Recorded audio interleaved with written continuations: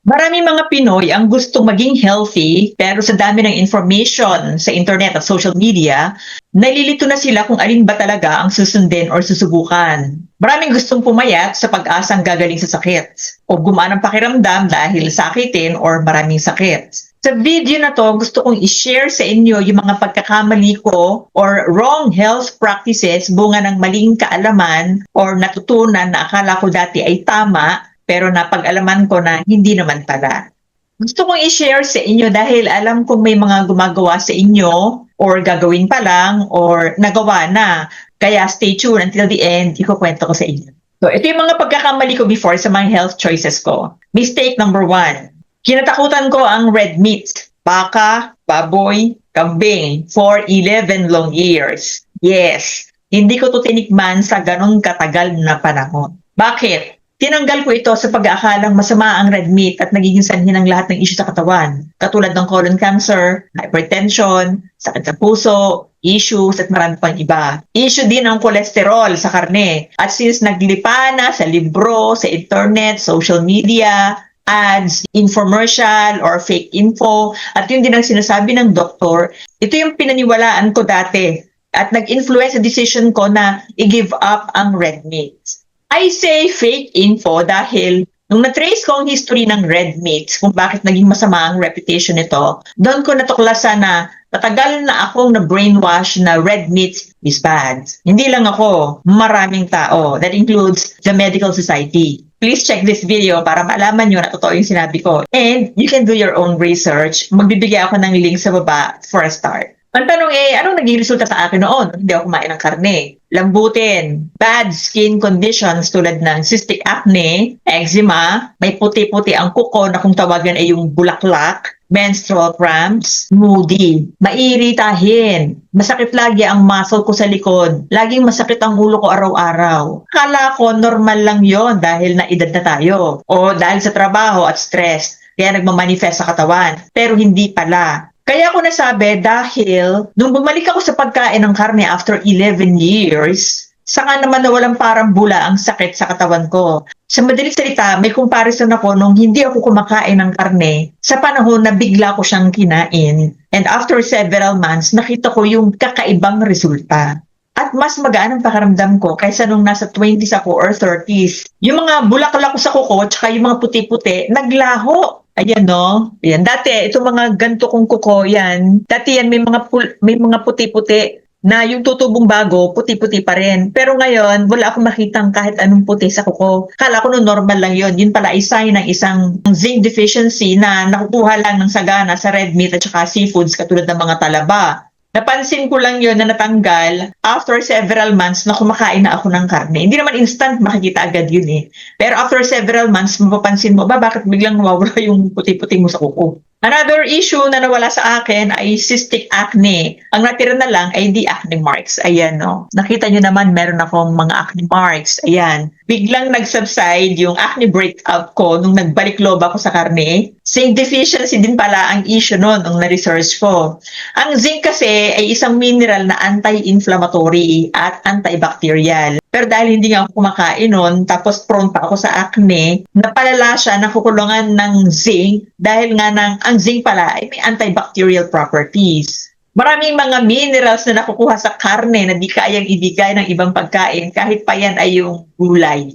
At yun yung naipagkait ko sa katawan ko sa loob ng 11 taon. Kaya kung nagbabala kayo na ipagkait ang karne sa katawan nyo dahil sa takot sa cholesterol or heart disease or stroke or katulad ng mga nabanggit ko kaninang issue, mag-isip muna po kayo and do your own research. Pero from my experience, from my own learning, from my own research, at mula sa mga kliyente ko na coach ko sa low carb, wala pong katotohanan na ang karne ay masamang kain.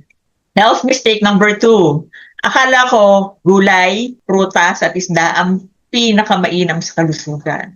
Again, dahil galit nga kami ni red meat before, syempre more on veggies ako or more on plant-based diet ako. Yun lang. Lagi akong gutom. Katahil sa gutom, 5 to 6 meals a day, kain every 2 hours, kapag lampas ng 3 hours, hilo na.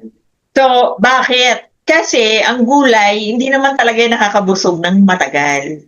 And then nakain din ako dati ng wheat bread kasi nga wheat. plant-based din, di ba? Healthy substitute daw sa white bread. Pero wala naman palang pinagkaiba. Pareho din naman pala yung nire-recognize na asukal ng katawan. Kaya kapag nakain ka nun, mamaya gutom ka na naman.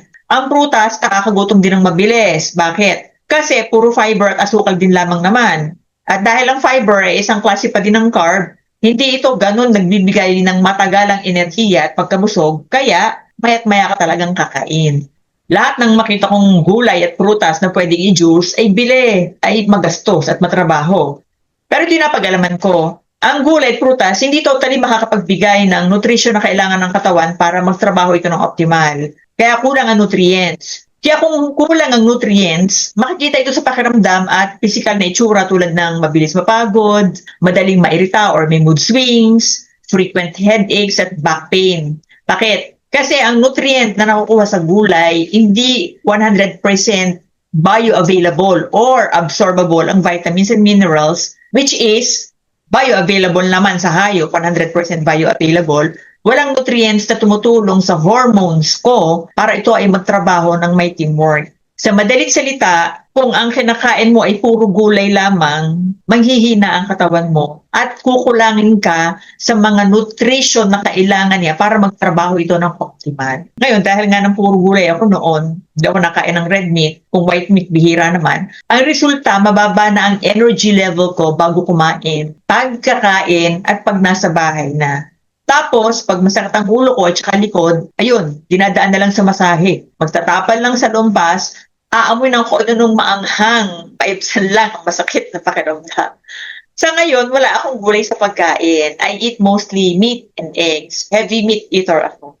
Ginagamit ko lang ang gulay pagka side dish lang or patikim-tikim. Pero napakadalang nun. Ilang prutas naman, ganun din, patikim-tikim din lang. Pero hindi ito bahagi ng aking eating lifestyle or eating habits. Ang main meal ko talaga ay animal-based foods at ang resulta naman sa katawan ay super gaan, no pain at sa biyaya ng Panginoon, wala akong anumang health issues. Yung mga dati nararamdaman ko noon na headache or back pain na akala ko noon ay normal lang, hindi ko na nararamdaman ngayon. Di ba na lang kung magkameron ako ng muscle sore dahil sa workout. And ngayon ko na-realize na exaggeration lang pala yung sinasabi na kung gusto mo magtagal ang buhay mo, kumain ka ng puro gulay. Wala po yung katotohanan. Hindi po tayo mabubuhay ng puro gulay at prutas lang. At kung mabuhay man tayo, magkakameron tayo ng maraming nutritional deficiencies at hindi magtatrabaho ng maayos ang katawan. Health mistake number 3, bumili ng maraming supplements at mga hype para maibsan ang karamdaman. Barley,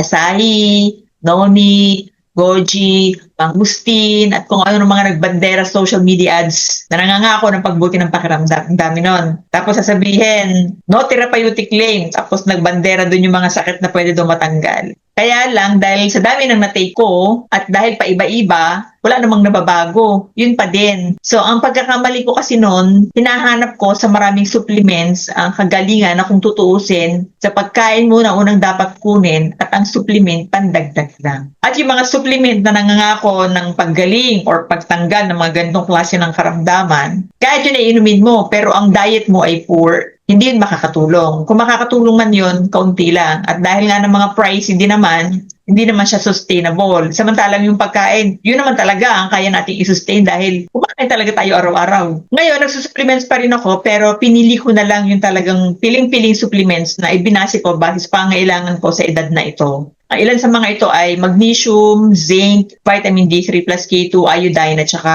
B-complex. So, yun ay base sa research ko na nakakatulong ng malaki para masuportahan yung pangailangan ng katawan ko habang umiidad. Yung necessary high-quality supplements plus good diet, yun ang talagang panalo. At syempre, yung consistency sa pag-inom may importante. Meron kasi nagtitake ng supplement. Titake ngayon, bukas hindi. Titake ngayon, bukas hindi. Kung kailan lang ma-feel mag-take, kung kailan lang maalala mag-take. Hindi po ganun ang supplements. Dahil ulitin ko, ang supplements, pandagdag sa kailangan ng katawan mo na kinukuha mo sa good diet. So, wag natin gawing complicated yung health practices na pwede namang simple pero may malaking resulta. Health mistake number 4. Gumamit ng seed oils instead of coconut oils, real butter at saka animal fats. Alam nyo ba, natakot ako sa butter at coconut oil noon dahil ang akala ko ito yung namumuo sa ugat katulad ng taba ng hayop na nagsesebo at namumuo din sa lababo. Akala ko kasi dati ang animal fats ay bad at ang good ay ang mga soya, corn oil, canola, vegetable oil at kauri ang healthy. Kasi vegetable So pag sinabing vegetable, pag alam natin, pag plant-based diet, yun ang healthy. At pagkagaling sa animal fats, yun ang unhealthy. Baliktad pala. Maaring sa mga pinagsasabing ito, medyo nagugulat na kayo, no? Pero i-continue ko. Kahit ang mga ito ay plant-based oils, ang paraan ng pagkakagawa nito ang masama, hindi yung source. So, ibig sabihin nun, kung yung mga nabanggit ko ay mga plant-based, hindi yung plant ang masama, kundi yung paraan ng pagkakagawa. Bakit? Kasi mga seed na to ay matitigas. So, ginagamitan siya ng hexane, isang klase ng solvent, para ma-extract ang oil sa matigas na buto. So, napakadami ng heating at processing na pinagdadaanan ng mga seed oils na to, kaya yung toxic substance na na-produce dito ay toxic din sa katawan. Marami ng solidong pag-aaral dito base sa naging effect nito sa katawan, pero pinabubulaan na ng manufacturer dahil syempre, negosyo, conflict of interest, kumbaga. Ano ang effect ng seed oils? Fatty liver, heart disease, dementia, stroke, kidney issues, marami pang iba. Anong ginagamit ko ngayon na cooking oil? I switch to butter, tallow or taba ng baka, coconut oil, at iba pang healthy cooking oils. Nung nag-high fat diet at more on animal products ako, dun bumaba ng todo ang triglyceride level ko. At dun ako nakapag-workout ng walang pagod na nararamdaman. Kasi kapag mataas ang trigly mo, lumalapot yung dugo mo. So, lumalapot yung dugo mo, hahapuin ka doon. So, in my case, at sa mga clients ko, baliktad. Nung kumain sila ng animal fat, mas bumaba ang triglyceride level nila at ang triglyceride to HDL ratio. Bakit ko binabanggit ang triglycerides? Ang triglyceride kasi ang isa sa primary indicator ng heart disease at stroke at hindi cholesterol gaya ng ipinamulat sa atin ng mga doctors. Kapag ang blood chem, physical appearance at pakiramdam na super gaan ay tugma-tugma, yung tatlong yon, doon mo masasabi na effective ang ginagawa mo at yun ay naramdaman ko lahat. Dagdag pa nun na wala kang health or weight issues, tapos wala kang maintenance. So, ibig sabihin nun, you're on the right track. Kung blood chem lang ang pagbabasihan mo, maraming ayos ang blood chem pero hindi okay ang pakiramdam. At marami nabalik sa doktor at sasabihin na, okay ang blood chem ko pero bakit ganito yung nararamdaman ko? And hindi naman siya maipaliwanag ng mga medical authorities. Kung weight naman, hindi guarantee na pagpasok ko sa BMI ay healthy ka.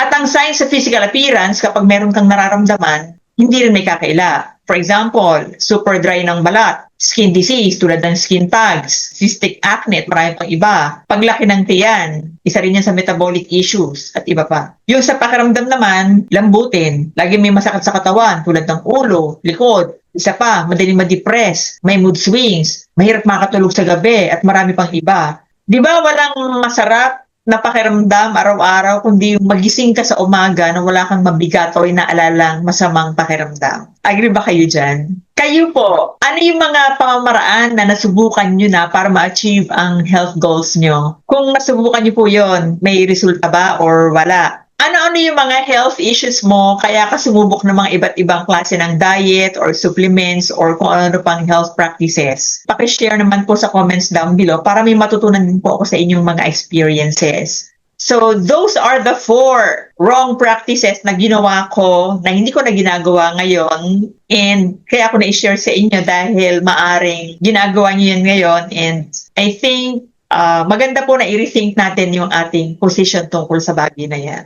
Meron pa po ako mga informative videos tungkol sa maling health practices. Panoorin nyo po. Marami po kayo matututunan diyan. And if you have reached until the end of this video, thank you for watching. Pakisupport po na aking channel. Sa mga nag-support po sa aking channel, sa mga nag-subscribe, thank you very much. Sa mga hindi po nagsasubscribe, I encourage you to subscribe to my channel. Hindi po kayo magsisisi kasi ang mga information po na tinatalakay dito ay bunga ng tunay na siyensya at hindi po sabi-sabi lang or nakikisunod sa uso. Sa inyo pong maliit na tulong, mas nai-inspire akong mag-research pa, i-promote yung aking advocacy na matulungan ng mga people na magbigay ng information para sa kanilang health journey. So again, maraming pong salamat from the bottom of my heart and see you on my next videos. Bye-bye.